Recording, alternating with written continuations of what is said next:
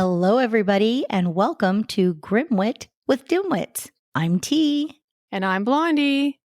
Let's get right into our current events 0 cents. You're not even going to believe this nonsense. Well, that's 0 cents part of it. It was a beautiful fall night. And an off-duty police officer was jogging through a residential neighborhood in Waukesha, Wisconsin, when he spotted someone who appeared to be having sex on a yellow couch that had been abandoned on a street curb. But when the officer got closer to the couch, he saw that Gerard Streeter, 47 years old, was quite alone, and his hips appeared to be, quote, thrusting up and down on the couch, end quote. The officer quickly deduced that Streeter was, quote, trying to sexually gratify himself by rubbing his between the two cushions.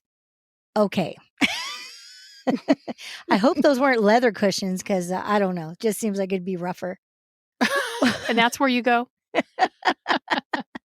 So when Streeter saw the cop, he ran off. He didn't know he was a cop, but he ran off, and he was later arrested at the County Springs Hotel in Waukesha, where he is an employee.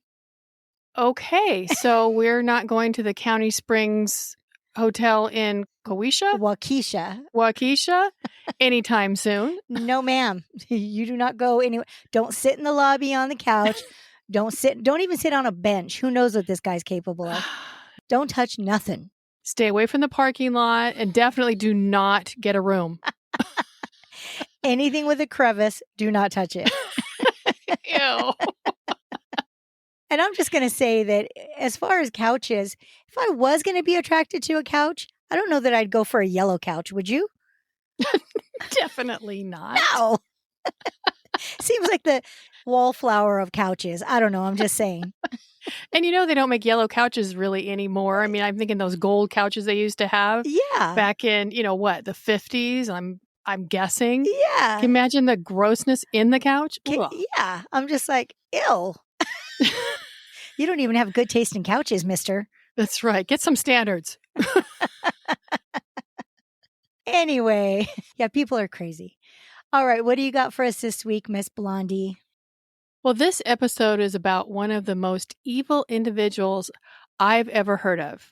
And that's saying something considering the volume of psychopaths that we've talked about. Yes, ma'am. He has been described as depraved, demented, dangerous, narcissistic, a pure evil, angry little man, possibly suffering from multiple mental disorders. And when you say little man, you are not kidding. He was like 5'2". His size probably gave him an edge with people thinking he was harmless. I would imagine, because he was tiny. We are going to talk about Jaime Osuna, referred to as a man with 1,000 faces. Jaime was born on March 7th, 1988 in Bakersfield, California, which is located about 2 hours north of Los Angeles. So for those who aren't familiar with Bakersfield, in the late 80s and early 90s, it was plagued by crime. They had drugs, gangs, and violent acts were rampant, making it one of the most dangerous places in California at the time. While things improved over the years, the city still struggles with violence and is ranked among the top 10 cities in the U.S. for homicides per capita in 2020. A great place to raise children. I do say that with sarcasm. Hey, nothing wrong with rough neighborhoods. That's how you toughen a kid up. I agree with that, but top 10 cities for homicides? Yeah, that's pretty rough. So let's get our grim on. Needless to say, violence was part of Jaime's life from the get-go. His mother left his father when he was young because he was abusive, even kicking his mother while she was pregnant with Jaime. That could explain a lot. And that's just the start. I mean, he isn't even born yet. Things got worse when she remarried. Jaime lived in a house with his mother, stepfather, and older brother. His stepfather abused Jaime and his brother. Eventually, his brother couldn't take it anymore and moved in with his grandparents. But for some reason, Jaime's grandfather didn't care for him, so he was left behind. A particular incident happened while the family was driving home, and Jaime started to cry. His stepfather grabbed his car seat and threw him out of the car onto the street. His mother and stepfather didn't take him to the hospital, and it was later found out that he suffered from brain damage from the incident. So this guy threw the baby and car seat straight out of the car, and mom didn't lose her mind over this? Nope. Wow. His mother and stepfather had 2 more children that were loved by his stepfather. Jaime was deprived of food even while sitting at the dinner table with the family, so he just sat there and watched them eat. Jeez Louise, what a psycho his stepfather was. Yeah. And his mother. When they were done, his stepfather would throw food on the floor and tell him to eat it. When he got in trouble, he was forced to sleep outside in the cold, one time even without shoes or socks. Another time, in a fit of rage, Jaime was tied to a tree by his stepfather and beaten with a belt till he bled. Finally, his mother called 911. By the time they arrived, he was untied, but his stepfather was arrested for child cruelty and then released shortly after to go back home where he would be more abusive. Eventually, Jaime did move in with his grandparents, but unfortunately, the damage was done. I mean, nice looking out for your child, Mom. She was later asked why she let it happen. Her reply, get this, she was weak. Oh my God. She should have been immediately arrested along with her loser husband. She's just as guilty if she allowed it to happen. No excuses. No excuses, but then you also think she was probably looking out for herself, trying not to be abused as well. Exactly. That's exactly what she was doing. The abuse and horrific tendencies continued into Jaime. At a young age, he microwaved the family pet. He put their cat in the freezer for 15 minutes before putting it into the oven. Ugh, I really don't want any details on this. Pet abuse is next level and unforgivable. This is the kind of stuff that gives me nightmares. You feel bad for the children, but it's pets too. I mean, it's everything. It's anything that's helpless. Anything. Given the violent environment of his hometown, the abuse he endured at home, and his own early displays of cruelty, it's not a far stretch to imagine that Jaime Osuna's anger would eventually fester, turning dark and ultimately directed at other human beings. Jaime joined a gang early, and at age 15 was his first arrest. He stabbed another boy and ended up in juvenile detention. Most of his early years and adolescence was spent in and out of several institutions and prison. His crimes were everything from narcotics, theft, violent crimes, assault with a deadly weapon, and attempted murder. In 2008, Jaime met a woman that he became very interested in. During the interview, her identity was hidden and she was known as Jane Doe. She was also referenced as Jane Osuna, but since I don't know her real name, I'm just going to call her Jane. Jane had a small party for her son and his high school friends. Her nephew came to the party with a man she never met. She thought he was pleasant looking and described him as handsome. He fit in with everyone at the party, and things were going well, until they weren't. At first, I thought it was weird that he was at a high school party, but he was 20 at the time. That is weird. Jaime was in the backyard when Jane's nephew went out to him and said something. Jaime went back in the house and saw Jane dancing with a young man and instantly became jealous. He grabbed a knife from the block in the kitchen and went after the young man, chasing him down. Jaime cut across the man's chest, fortunately not stabbing him, though. It was a superficial cut. After the attack, the party was over. You think? Jaime was arrested and ended up in prison. Again. Geez, that poor guy was just dancing, and this psycho starts chasing him, then pulls out a knife? How scary. And I would imagine he was in high school, so he's probably going, what the heck, dude? I'm just dancing with my friend's mom. Yeah, that you don't even know yet. Osuna and Jane kept in contact and wrote to each other while he was serving his time. I guess he made an impression on her? Yeah, what the heck's wrong with this lady? After a year in prison, Osuna was released. Jane picked him up. She was surprised to see while he was in prison, he started getting facial tattoos. She said, quote, he had like a Joker face, end quote. She admitted it was a little too much for her. However, it didn't stop her from seeing him. Despite his facial tattoos, they became closer. Okay, going to prison for almost stabbing someone because he was jealous after just meeting her for the first time is a huge red flag. But who's to say what love does to people? And that was love? I mean, she thought dating that guy was a good idea. She's got some major issues herself. No accounting for taste, I guess. And she must have been a lot older than him if she had a high school kid and he was 20. You know what? That's a good question. I actually don't know her age. Yeah, so she should know better. That's where I'm going. The two would talk about his desire to study psychology and his deep interest in philosophy. He came across as intelligent and well-versed in both subjects. After those conversations, any fears she once had seemed to fade away. That's a big conversation. Boy, are you easily impressed. Right. As their relationship grew stronger, Jane found out she was pregnant. She had trouble with her pregnancy, which caused her to be bedridden. Osuna stepped up and helped with her youngest child. Just a side note here, she mentions 2 children before her baby with Osuna, so I'm assuming there were only 2 from her prior relationship.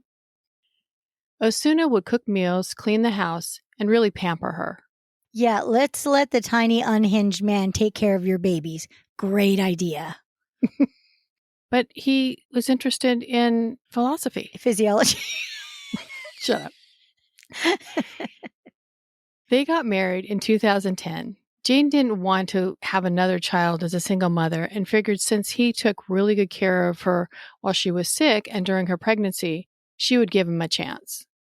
If you're going to look at the big picture, yes, he went after a guy, did his prison time. I can see her hope that he changed, especially since, he'd been taking care of her. I kind of get it. Their wedding was a really, really happy day. Jane felt taken care of and comfortable. Well, look at you. Aren't you so understanding? I don't get it at all. He already showed her exactly who he was, and she still married the guy. I got hope on my arm. I've got it literally tattooed on my arm. Oh, everybody doesn't get a pass because you have hope on your arm. Okay, well, now that I've held out hope, let me just say it was short-lived. Of course it was. Osuna started to become abusive. His jealousy showed itself in ugly ways. He thought that every man was checking Jane out. She thought he was nuts since she was pregnant and overweight. He continued to think she was cheating.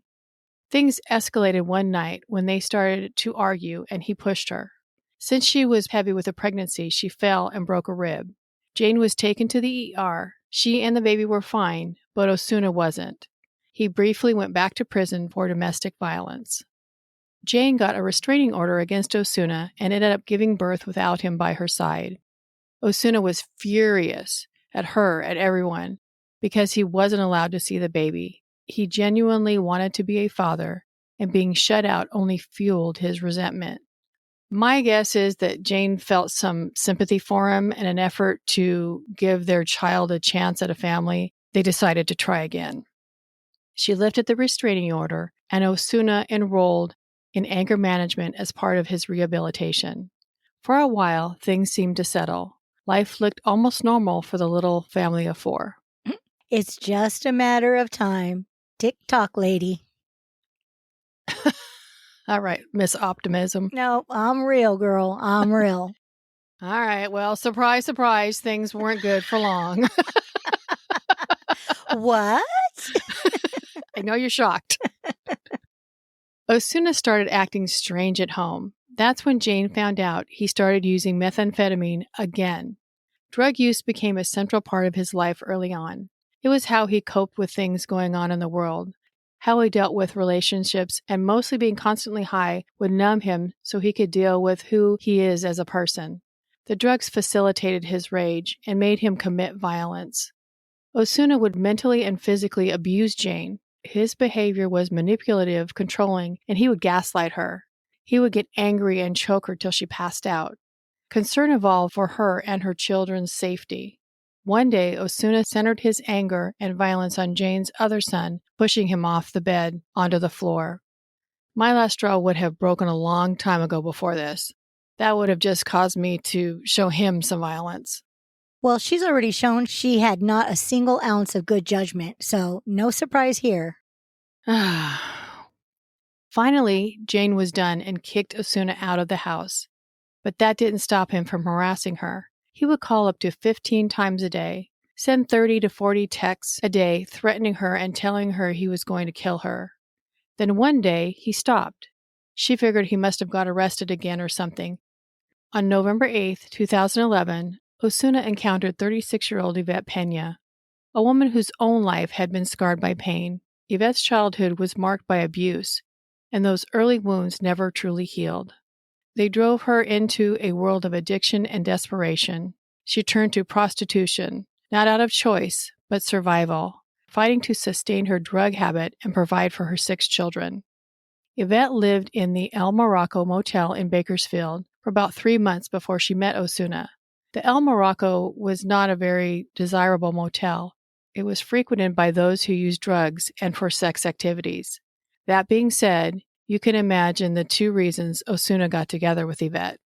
These people, you've got 6 kids, and you let things get this bad. I'll never understand why anyone would even take that first drug, knowing things like this are possible. Maybe their life's just so desperate, like he took drugs to numb the pain around him. Not that I'm trying to give excuses. But you are. But sometimes the alternative is better than the reality. I'm sorry. I had a rough childhood too. I never turned to drugs, so I just don't get it.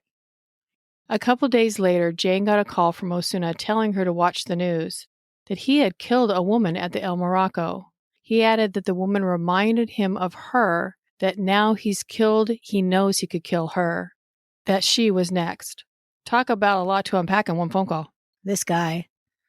Wanting to know if it was true, Jane contacted the Kern County Sheriff's Department, asking if they had found a woman at the El Morocco Motel.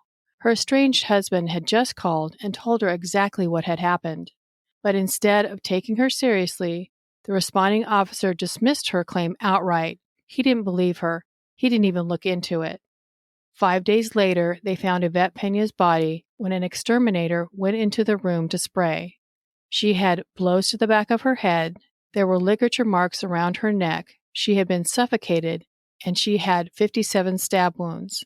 Her body was also posed. She was on her knees, her shins flat on the ground, her arms out in front of her, and her butt raised in the air. Yvette had been tortured. In her back, there were 3 knives and a large pair of scissors impaled. The examiner said there was evidence that she had been stabbed several times in her girl parts. Lastly, a huge metal pole was shoved in her mouth and down her throat. There were 3 causes of death listed: asphyxia, blunt force trauma to the head, and forced sharp objects. Remember when I said evil? This is just the tip of the iceberg, and it is mortifying. Okay, I was not prepared for all those details. This guy was insane. I don't think anybody is prepared for those kind of details. Jane was looking at the paper the morning after Yvette was found, and it said the sheriff's department was looking for any information. Jane's like, I called you a few days earlier, so she called the sheriff's department again. They picked her up immediately and interrogated her for 10 to 12 hours. Osuna became the prime suspect, but he was on the run. The news coverage was intense, and the community was both shocked and outraged, especially once the horrific, sadistic nature of the murder came to light. The details were almost too disturbing to comprehend, leaving many shaken to their core. It's like when Richard Ramirez was on the loose in our area. I mean, everybody was like panicking. Oh, I've been getting Night Stalker vibes since you started with this childhood. I don't know. I don't know who was worse. They're on the same page, those two. While they were looking for Osuna, the news was covering the story at every news time, and Osuna was still calling Jane. He continued to threaten her, calling her a snitch, saying she's next because she resembles Yvette. 5 days later, a crucial lead emerged. Osuna was being hidden by his relatives. Acting on a tip, police tracked him to a family member's home in Bakersfield. He had previously warned Jane that he had bombs and threatened he would detonate them if anyone attempted to arrest him. Taking no chances, the SWAT team was called in to serve the warrant. But in the end, there were no explosions, no bombs, only lies. Osuna surrendered without resistance. His threats were as empty as his promises. Osuna denied having anything to do with it, that he barely knew Yvette. He said Jane was trying to set him up. Despite what he said, there was enough evidence to arrest him. He was taken to Lerdo Pre-Trial Facility. Lerdo is the highest security facility in Kern County. It's a nasty place to be. It houses the worst of the worst, the ones you have to worry about, rapists, thugs, killers, robbers. It definitely adds to my jail phobia. Yeah, I'm rethinking my bucket list of one night in jail. I may not be hard enough for that. I don't know. I've seen you when you're mad. I'll come out with a bunch of tats after 24 hours. All over your face. Ethan Wiley was an inmate at Lerdo while Osuna was there. He said Osuna told him that he stayed in the room with Yvette. He continued to do meth and have sex with her body. The only reason he left was because she began to decompose and smell. So how long would he have stayed there if she didn't start to smell? Psychopath. Necrophilia is beyond any understanding. Depraved doesn't even begin to describe these people. It's just downright evil. You should have stuck with the couch. For Osuna, he finds pleasure in killing. It's a rush. It's an addiction, he later stated. It gives him more of a high than doing drugs or having sex. Jane visited Osuna and Lerdo numerous times. She mentioned he started looking different. He lost weight, got more tattoos. He started to cut himself, which left large scars on his arms. She said he got scarier looking. Osuna told her that he really wanted to kill her, but couldn't because he would think of their son while he was choking her. Before you ask, I have no idea why she kept going to see him. The only thing that made a little sense was that she asked about Yvette, so maybe she was trying to get information from him.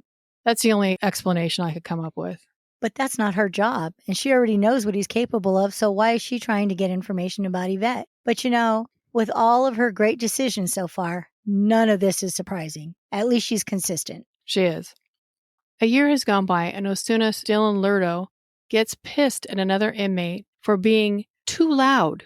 So he makes a tomahawk, which I found out was made from razors inmates used to shave their faces, and a toothbrush. You take the razor blades, attach them to the toothbrush by melting them into the plastic. You use string to hold them together and fashion like a handle. The picture I saw was two-sided, pretty gross. Geez, that sounds more like a double-bladed axe. A little tiny one. Ugh. So Osuna goes up to the guy and punches him. Osuna being smaller, the guy blocks the punch and starts hitting Osuna several times till he's knocked to the ground. The guy takes a step back and notices something wet running down his body and realizes that Osuna cut his face, chest, and neck. He had lacerations and needed a total of 67 stitches. Remind me to whisper if I ever visit anyone in prison. Well, if it's me you're visiting, we'll both be whispering. Strangely, he was still in touch with Jane, despite everything that had happened. She asked him why he was still doing this. Why not just accept it and do your time? His response was interesting for such a badass. He said that he was trying to delay his trial because he didn't feel safe going to prison because of what he did to Yvette Pena. As we already know, inmates have their own moral, ethical code. Any crime against a child is the worst thing you can do. Violence against women is right behind that. The whole idea behind that is do the crime, accept the consequences of your actions by the prisoners. Kind of a perverse justice or karma. I'm down with that. I mean, if they know they did it, I'm down for a little prison justice. But wow, what a wuss trying not to go to prison. Trying to stave it off. It makes you wonder, are these outrageous acts part of a calculated effort to convince others that he's a psychopath, hoping to land in a hospital instead of a prison cell? Or is he not pretending at all? I don't think there's any pretending when you're capable of these types of crimes. I mean, he overkilled Yvette in so many evil ways. Yeah, that was pretty sick. Still in Lerdo waiting for his trial, Osuna needs to occupy his time, so he takes up a hobby and shows interest in Satanism. Not a far stretch from who he is in reality. He couldn't take up painting or learn to cook. Right. Well, learn to cook people maybe, but that's probably not allowed. All right, Hannibal Lecter. He drew a pentagram on the floor of his cell and laid out crime scene photos of Yvette around the pentagram. He told one of the other inmates now she can worship her God meaning him. I inquired with a law enforcement connection that I have exactly how did he get these crime scene photos. He said it's part of discovery that he has the right to them. The guard can't seize them because it's part of his legal documents. Talk about feeding into his insanity. That's deplorable. Part of the prisoner's rights. Osuna also began putting satanic symbols all over his cell. One particular day, another inmate was assigned to bring him his meal. As the guard that was escorting the inmate stepped just 1 foot in the cell, she stopped cold. Later, she would say it felt like walking straight into pure evil. That's a real feeling. I'm fully aware of that feeling. Osuna was able to leave all the satanic signs and symbols up until they discovered and proved they were made with blood. It all had to be taken down because it was a health hazard. It was a health hazard in more ways than one. After everything, Osuna was deemed a serious threat to both inmates and staff. As a result, he was transferred to the Max Medium Unit, a higher security facility reserved for the most dangerous offenders. In this unit, prisoners are completely isolated, confined to a cell for 23 hours a day. There is no direct contact with others. The cell itself is barren, a cement bench with a thin, lumpy mattress, and a cold steel sink toilet combo. It's a place designed not to just confine, but to strip away every last comfort. Well, I would hope there'd be no comfort in prison. And I can only imagine all the crazies out there thinking, oh, poor thing, that's not humane. Yeah, he's not humane, people. He doesn't deserve anything. Not at all. Large scissors stabbed in Yvette's back? No, not at all. Now you can imagine what this does to a person, let alone a psychopath. Osuna started doing things to mess with the staff. Once or twice a week, he'd flood his cell just to give himself a laugh. He also got a hold of a mouse, killed it, then proceeded to peel the skin off enough to see its skeleton, then posed it in his cell on its back feet. I know they have books they can read to occupy their time. Couldn't he do something more productive? Well, he gave himself a biology lesson. I mean, geez, that poor mouse. Okay. After Osuna moved to the Max Medium Unit, Jane stopped contacting him. Finally! Right? What else? What else can this guy do before you stop? But that didn't stop him from writing her. He would send her letters. A few that stood out to her were a body sheet of a crime scene from Yvette's murder that had blood on it. I'm assuming it was a sheet of paper with a body drawing on it that he put blood on. He sent pentagrams. He talked about her mother rotting in hell. Also sent her a letter with a dead rat in it. How is that possible? Don't they monitor all outgoing mail? Honestly, I have no idea. That's what I saw. I just thought it was interesting. Whether or not it actually happened, I'm not sure. As a topper, he sent Jane a letter telling her he put a spell on her, stating that her skin would be eaten off for eternity. At this point, he'd upped his Satanism game to become a self-proclaimed devil worshiper. Osuna added more facial tattoos. Obviously, a majority of his tattoos he got in jail by a handmade tattoo gun. He was going for the shock value, wanting to be known as the most outlandish and most violent. He and Wade Wilson could have been beyond stupid tat twin and besties. Who knows, they might be. Yeah, they might be. By March 2017, he spent 5 years in Lerdo awaiting trial. Finally, he's given a date and was pleading not guilty to the murder of Yvette Pena. A few days before the trial started, he changed his plea to guilty, so the prosecution took the death penalty off the table. So much for a big man. Oh, he wasn't a big man at all. He's a little man, a very little man. Big sissy Lala. Osuna wasn't showing any remorse by pleading guilty. It was just another way to control things. At his sentencing hearing, Yvette Pena's family gave impact statements. While statements were being read, Osuna mocked them by rolling his eyes, making hand gestures, and yawning. What an ass. Oh, heck no. I'd have gone flying across that table and grabbed at least one eyeball in mid-roll. At least one. You know what? You need to really express yourself and tell us what you're thinking and how you would do something, because I'm kind of fuzzy about it. On May 15th, 2017, Jaime Osuna was sentenced to life without parole. still showing no sympathy or remorse as he smiled at the judge. Osuna was sent to Corcoran State Prison, considered one of the most dangerous in California, housing some of the most notorious killers in the country.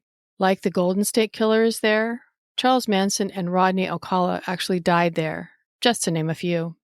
Well, those are some good ones. Osuna was placed in the SHU, the Special Housing Unit, and wasn't allowed to have any contact with any other inmates. 2 years into his sentence, strangely, he got a cellmate, Luis Romero.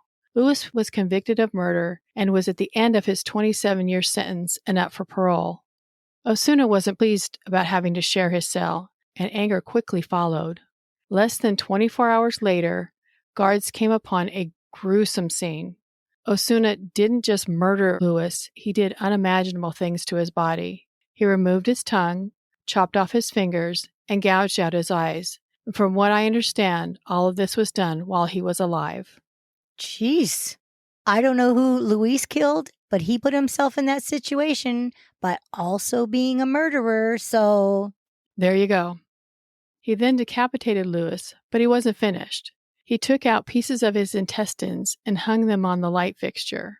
He made a sandwich out of his remains, and when it was found, it was half eaten. Osuna used Luis's blood to write statements on the wall, one of which was, quote, "I'm a man of 1,000 faces," end quote. I'm curious why he chose that name for himself. Was he referring to the tattoos? Because that's only one face, an idiotic, moronic face. Where are the other 999? I have no idea. The autopsy revealed that Luis died from massive blood loss caused by blunt force trauma. If it couldn't get any worse, when Osuna was taken out of his cell, he was wearing a necklace made of body parts. All of this carnage was done with a small blade and a lot of rage. I wonder if that necklace was at least a foot long. What? A foot? Oh, no. Oh my God. Sorry, I couldn't stop myself. I think it was mostly like intestines and things like that. Well, I'm seeing it the way I'm seeing it. There's feet on it. You're a sick puppy. Officers described it as a brutal crime scene that is almost unparalleled. Seeing the pictures of it is absolutely horrifying and something they will never unsee. A theory for such brutality is that Osuna wants people to remember him, and that was a way to be commemorated as the most violent criminal in the world. I've seen a video of him where he says he loves killing, and if he gets a chance, he would do it over and over again. Hey, I mean, again, he's telling people who he is. Believe him. I had some questions when I read what happened to Luis and about the rules in prison. There's some controversy about how Osuna was able to do what he did. It was something that didn't happen in a few minutes. It was savage and vicious, and it took some time. Here's what I read. There is no evidence to support what I'm about to say, just speculation from other sources. Personally, I hope it's not true. But like I said earlier, Corcoran Prison is the most dangerous prison in the state of California. My first question was, don't they have periodic checks on the inmates, like 24/7? Second, it was said Osuna covered the window of the cell so no one could see in. Wouldn't the guards have seen that? And third, didn't anyone hear Luis scream? You know, I wondered how he could have gouged out his eyes, cut out his tongue and fingers without any screaming and alerting anybody. That does not seem possible. It doesn't make sense. What was speculated about this particular incident was that Luis did something to a guard and as punishment got put into a cell with Osuna. I also saw that putting inmates in cells as punishment is common practice. There are also guard-sponsored fights between inmates that are bet on. Guards were questioned and said they didn't hear anything or had no idea what was happening. Later on, 2 guards said they were lying. Now, I can't stress this enough. This is just speculation, and as far as I know, nothing has been proven. Well, I don't want to think that these things are happening in our prison systems, but yeah, it seems like a lot to be able to accomplish before anyone checks on him, like way too much. So maybe he was allowed to go off on this guy, and maybe the guards had no clue about the insanity that would follow. But these guards don't seem very ethical if they're pretty much making these guys go gladiator and betting on it. Right? I mean, so yeah, it sounds like they're capable of a whole lot. It's kind of sad. Very sad. In 2021, Osuna was found mentally incompetent to stand trial for Luis Romero's murder, so the criminal proceedings were suspended. In 2023, a psychiatrist determined that his competency had been restored and court proceedings resumed. Oh, and he pled not guilty to the murder and other charges. I honestly have no words. The slaying was considered especially heinous, atrocious, or cruel, manifesting exceptional depravity. The charges include several special circumstances that could mean the death penalty for Osuna. This is a man who is extremely deranged, and I believe, given the chance, would kill again. Well, he confirmed that he would with his own words. Remember? Over and over again, he said he would Exactly. kill. 6 years have passed since the brutal murder of Luis Romero, yet as of May 14, 2025, Jaime Osuna has yet to face trial. There are a variety of factors that have delayed the trial, and currently there is no date set. The one truly lucky to be alive is his ex-wife, Jane. In a quiet, reflective interview, she said, quote, "I'm just very glad that he's no longer in my life and that I survived," end quote. Well, there goes good old Jane just thinking about herself. What about your kids, Jane? I can't believe how many times she went back. Horrifying. Absolutely horrifying. Oh, there you go. Pretty Well, brutal story. Yeah, I mean, that was insane. And, and also insane how many people fed into this, like Jane, It's crazy to me. I don't understand. I'd like to have a sit down with Jane and just be like, why? What were you thinking? It would be interesting for her to comment on that. She obviously doesn't have a brain on her head. But On her anyway, head? on her head or in her head. On her head, I just got it. I apparently don't have a brain on my head either. But hey, at least I know that. You admit your disability. Yes, I do. Well, thanks. That was a lot of information. I know that was a complicated story. We appreciate all your work you put into it. Remember to have fun, take care, and don't forget to let your grimaginations run wild. Goodbye, everybody. Bye. We want to thank you for spending a little time with us. We truly appreciate it. If you'd like to send in your creepy little grim bits, we'd love to hear your personal stories, eerie interests, or strange suggestions. And don't be shy. We love our listeners, and we're excited to hear from you. Email us at grimwitwithdimwits@gmail.com. Stay connected and follow Grimwit with Dimwits on Instagram, X, Facebook, and YouTube. Also, check out our website for more spooky fun at, you guessed it, Grimwit with Dimwits. We'd also really appreciate it if you take a moment to rate and review the show. Those 5-star ratings go a long way. Until then, join us again as we dive deep into the strange and unusual things we just can't wrap our skulls around.